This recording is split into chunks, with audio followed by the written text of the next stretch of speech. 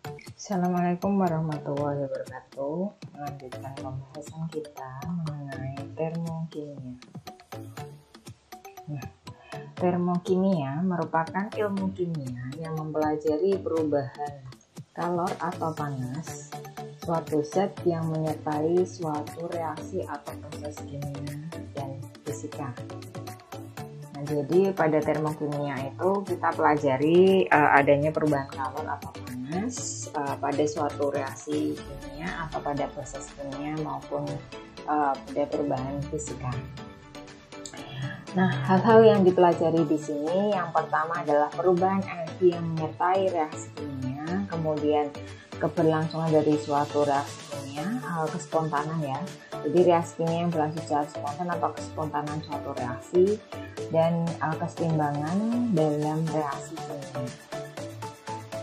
Nah, untuk bahan kajian dari termokimia sendiri, yang pertama adalah penerapan hukum kekekalan energi dan hukum termodinamika 1 dalam bidang kimia.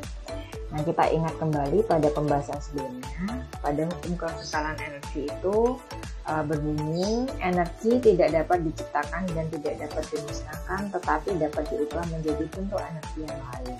Jadi energi tersebut kita tidak dapat kita ciptakan, tidak dapat kita hilangkan atau kita musnahkan, tetapi kita ubah dalam bentuk energi yang lain, misalnya energi panas dirubah menjadi energi listrik dan sebagainya.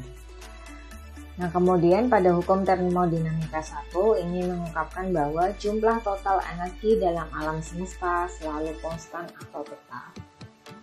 Nah, kemudian pada termokimia kita kenal adanya istilah sistem dan lingkungan.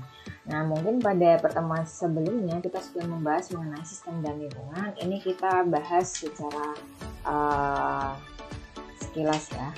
Jadi pada termokimia ada dua hal yang perlu diperhatikan menyangkut perpindahan energi. Yang pertama adalah sistem dan yang kedua adalah lingkungan.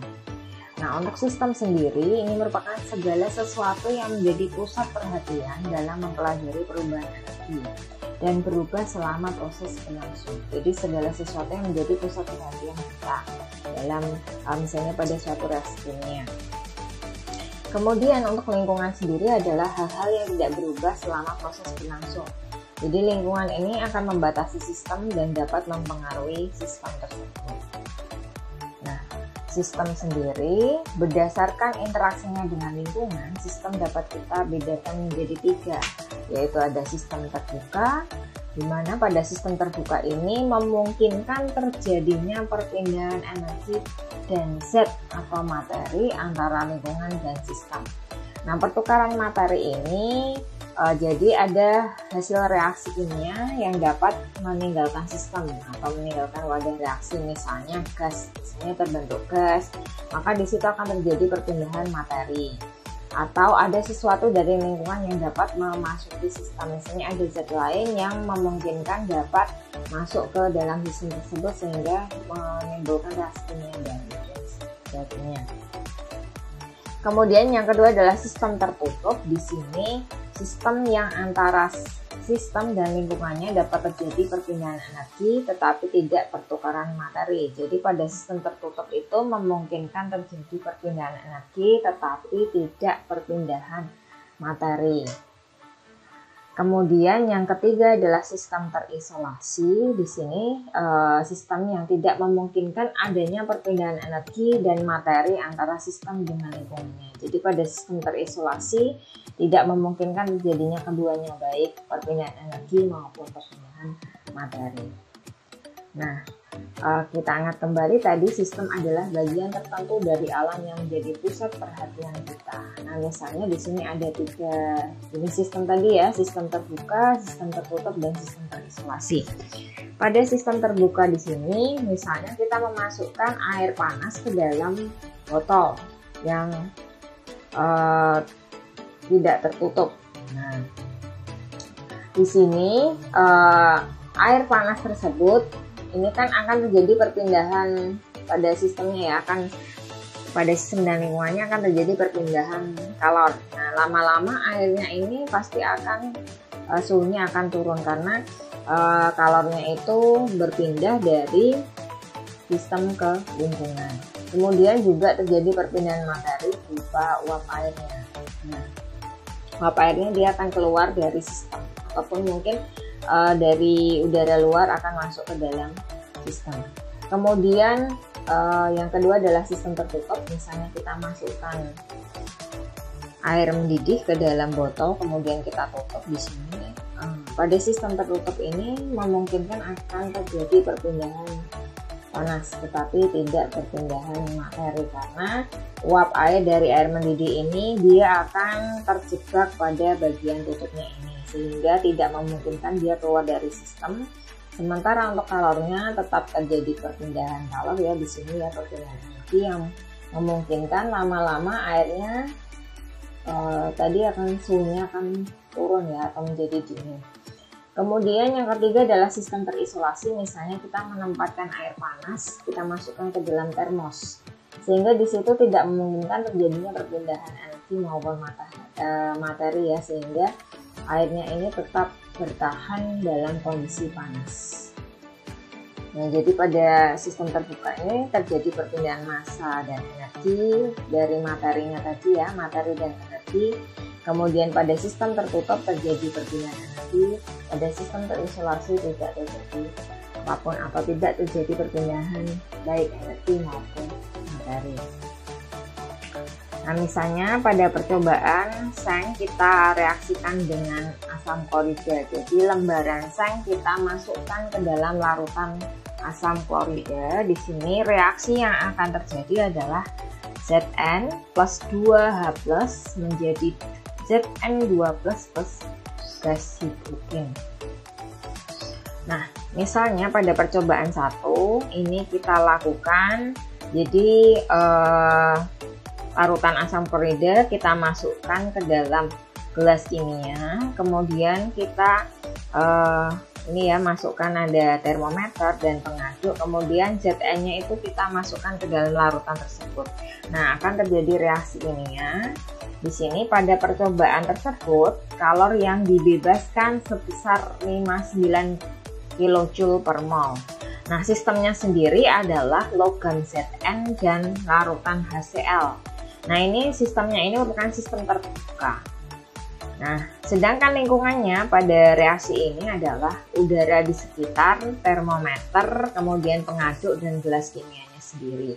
Nah, jadi kalau kita tuliskan persamaan kimianya ya, Zn plus 2H plus menjadi Zn2 plus H2 dengan melepaskan kalor sebesar 59 kJ. Jadi plus 59 kJ. Nah, kemudian pada percobaan kedua sama seperti tadi, masih seng kita masukkan ke dalam larutan asam klorida. Di sini untuk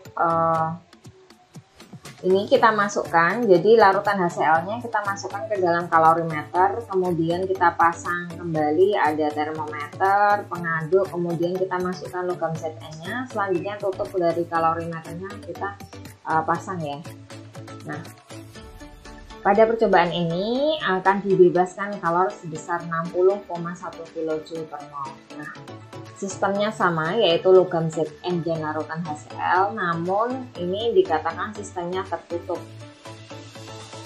Nah, kemudian lingkungannya sendiri adalah udara sekitar, termometer, pengaduk, gelas kimia, gelas plastik sebagai insulator. Nah, jadi di sini untuk persamaan termokimianya Zn plus 2H plus menjadi Zn2 plus H2 dengan melepaskan kalor sebesar 60,1 kJ atau kita tuliskan plus 60,1 kJ. Selanjutnya untuk persamaan termokimia. Misalnya kita punya persamaan reaksi antara karbon dengan oksigen membentuk CO2. Di sini dibebaskan kalor sebesar 393,52 kJ. Maka persamaan termokimianya bisa kita tuliskan karbon fase solid ditambah dengan oksigen fase gas menjadi CO2 fase gas. ditambah 393,52 kJ.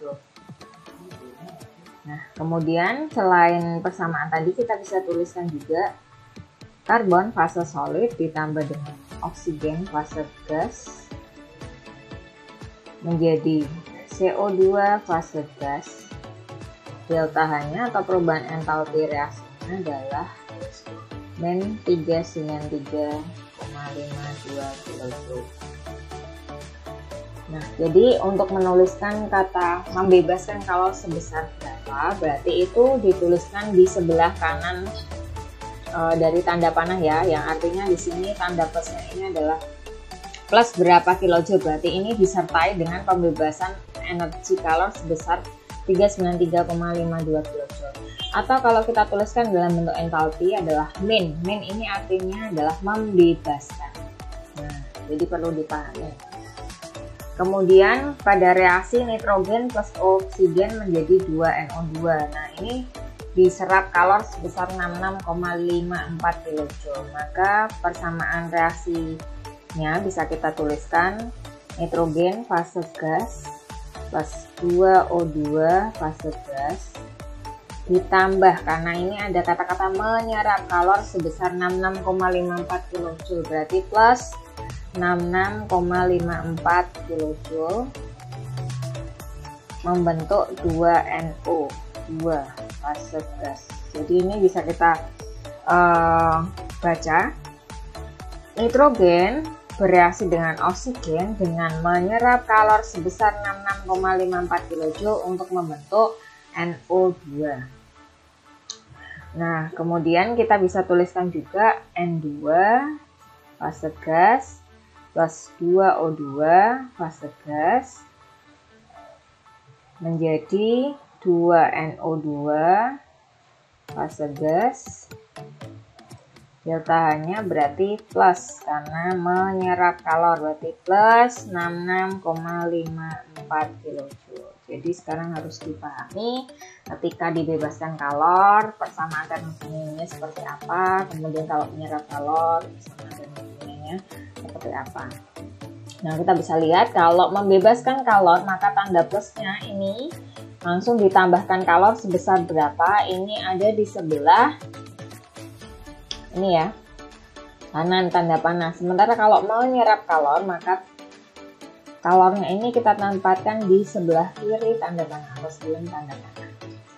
Nah, kemudian reaksi antara hidrogen fase gas plus setengah O2 membentuk H2O fase liquid. Ini dibebaskan kalor sebesar 285,83 kJ. Maka bisa kita tuliskan H2 fase gas plus setengah O2 fase gas menjadi H2O fase liquid plus 285,83 kJ.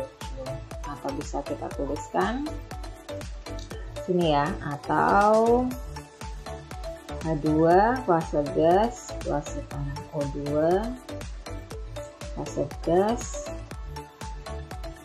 menjadi H2O fase liquid, berarti delta H-nya negatif 285,83 kJ.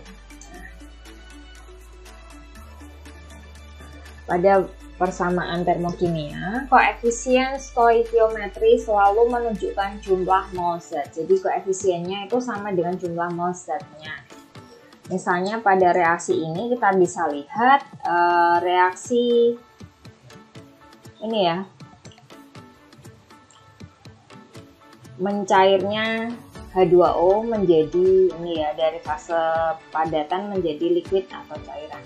Jadi perubahan H2O fase solid menjadi H2O fase liquid, ini delta H-nya adalah plus 6,01 kJ atau dia menyerap. Jadi perubahan dari H2O fase solid menjadi liquid itu disertai dengan penyerapan energi sebesar 6,01 kJ.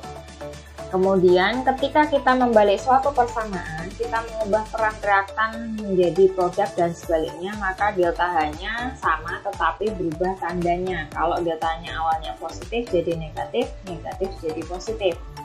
Nah, pada reaksi ini kita lihat H2O memadat kembali ya, misalnya H2O fase liquid ini, kemudian dia berubah menjadi H2O fase solid, delta H-nya sama, tetapi yang berubah adalah tandanya. Ini tandanya jadi negatif. Kemudian yang ketiga, jika kita mengalihkan ruas persamaan termokimia dengan suatu faktor N, maka harga delta H-nya, di sini delta H-nya itu harus berubah dengan faktor yang sama atau faktor N tadi. Misalnya H2O fase solid menjadi H2O fase liquid, delta H-nya ini misalnya kan tadi awalnya 6,01 kJ ya. Jadi kalau misalnya kita kalikan 2, nah, maka delta H-nya tinggal 2 kali 6,01 kJ atau plus 12,01 kJ. Nah, kemudian pada persamaan termokimia kita harus menuliskan wujud fisis dari semua reaktan atau produknya, atau kita tuliskan fase dari reaktan maupun produk, karena akan membantu penentuan perubahan entalpi yang sesungguhnya. Misalnya kita lihat H2O fase solid menjadi H2O fase liquid, delta H-nya adalah plus 6,01 kJ. Sementara untuk H2O fase liquid dia menguap membentuk H2O fase gas, delta H-nya ternyata berbeda, yaitu plus 44,0 kJ. Nah, sebagai contoh misalnya, berapa sih kalori yang dihasilkan jika 248 gram fosfor putih P4 dibakar di udara jika diketahui AR-nya adalah 31. Nah, ARP-nya 31, maka MR dari P4 adalah 4 dikalikan ARP. Berarti 4 kalikan 31 berarti 124. Nah, ini bisa kita cari. Kita masih ingat dulu dari massa menuju ke mol, mol sama dengan gram per mr. Berarti di sini 248 dibagi dengan 124. Berarti 2 mol ya. Nah, selanjutnya jika diketahui pembakaran fosfor itu reaksinya adalah P4 plus 5O2 menjadi P4O10, delta H-nya adalah negatif 3013 kJ, maka di sini berapa kalori yang dihasilkan? Maka jumlah kalori yang dihasilkan atau yang dilepaskan